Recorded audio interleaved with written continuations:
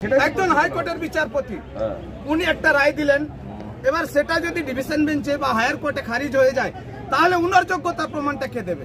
উনি তাহলে টুকে পাস করেছেন, এটার তো কোনো প্রশ্নই উঠছে না। আমরা তো 6 বছর ধরে যোগ্যতার প্রমাণ যথেষ্টভাবে দিয়ে আসছি, অতএব আমাদের পরীক্ষার কোনো প্রশ্ন আসে না। প্রশ্ন তখনই আসবে আমি অযোগ্য, এটা কোর্ট আমাকে প্রমাণ করে দেখে দেয়, কোর্টের কাছে আমাদের কোনো প্রশ্ন থাকবে না। কিন্তু তার আগে আমার প্রশ্ন হচ্ছে কোর্ট আমাকে অযোগ্য প্রমাণ করে দেখায়।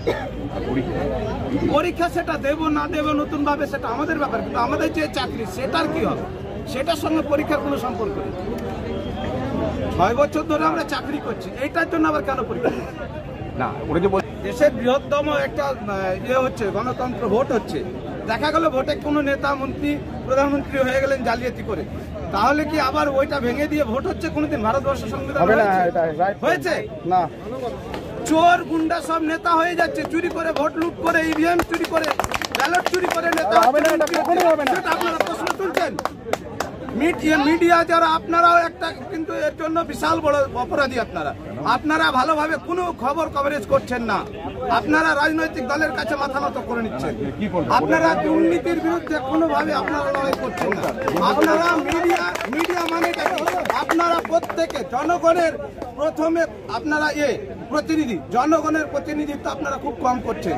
আপনারা জনগণকে শুধু প্রশ্ন করতে জানেন, কিন্তু আপনারা পাওয়ারকে আপনারা প্রশ্ন করতে জানছেন না। আপনারা এটা প্রশ্ন করতে পারেন না যে আমরা কি যোগ্য কি অযোগ্য, এটার আমরা কতবার করে প্রমাণ দেব? সেটাই তো প্রশ্ন তোলা হচ্ছে, সেটা আমরা কতবার করে প্রমাণ দেব? একজন হাইকোর্টের বিচারপতি উনি একটা রায় দিলেন, এবার সেটা যদি ডিভিশন বেঞ্চে বা হায়ার কোর্টে খারিজ হয়ে যায় তাহলে উনার যোগ্যতার প্রমাণটা কে দেবে? উনি তাহলে টুকে পাস করেছেন। আমি গ্যারান্টি দিয়ে বলতে পারি আজকে ভারতবর্ষের যিনারা জজ দালালি করছেন কেন? আজকে আপনি জজ আছেন, আপনি সেই আইন ব্যবস্থাকে কলঙ্কিত করে আপনি কালকে পার্টিতে জয়েন করছেন, কালকে বিভিন্ন দলের নাম লিখাচ্ছেন। এটা কিসের জন্য হচ্ছে? এটা গণতন্ত্রকে ধ্বংস করার একটা সব থেকে বড় ষড়যন্ত্র। আর আমার যেটা প্রশ্ন যে আপনারা যোগ্যতার পরিচয় দিয়ে আপনারা চাকরি করছেন, অবশ্যই তারপরে এই নতুন করে পরীক্ষা কি আপনাদের মানে অপমান করা হচ্ছে না? অবশ্যই অপমান করা হচ্ছে। আমরা পেচ্ছাপের নালার ধারে বসে কাজ করছি, আমরা মাস্টার মশাই। আমরা এই যে 19,000 এখানে জমায়েত হয়েছি, আমরা 7 বছর 8 বছর ধরে পশ্চিমবঙ্গের প্রত্যেক জনসাধারণের আমরা ছেলে মেয়েকে কাউকে মাস্টার, কাউকে ডাক্তার, কাউকে প্রফেসর আমরা বানিয়েছি। আর আমাদের এটা সম্মান হচ্ছে, এটা কি খেলা হচ্ছে নাকি মাস্টার মশাইদের নিয়ে? এটা ভারতবর্ষের রুলসে লেখা রয়েছে সংবিধানে, এই মাস্টার মশাইদের এই নর্দমার পাশে জায়গা। এই যে নতুনদের সঙ্গে আবার পরীক্ষায় বসা, কেন বসবো আমরা?